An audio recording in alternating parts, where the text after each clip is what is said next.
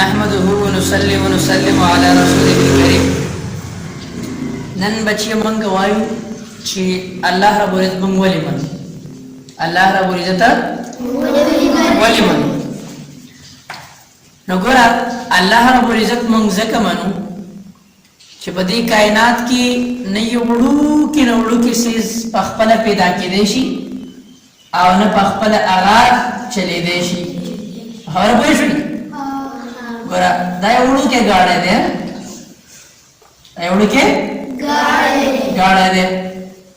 دا ګاډی په خپله جوړ شو؟ چا جوړ کو؟ ما جوړ کو. چا جوړ کو؟ ما جوړ کو. اوس که یو انسان داسې وایي چې دا ګاډی په خپله جوړ شو، امو دا ګاډی دا په خپله جوړ شوی دی او داسې یو عام ګاډی دی هغه په خپله چلیږي، دا لکه صحیح وایي؟ نه.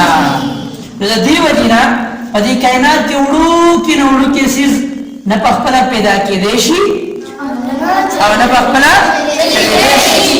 نو دا دومره غټ کائنات به په خپله وچلیږي څنګه؟ په خپله پیدا څنګه شو او په خپله د دې نظام به وچلیږي څنګه؟ د دې وجې نه موږ څوک بنو؟ الله. څوک بنو بچیا؟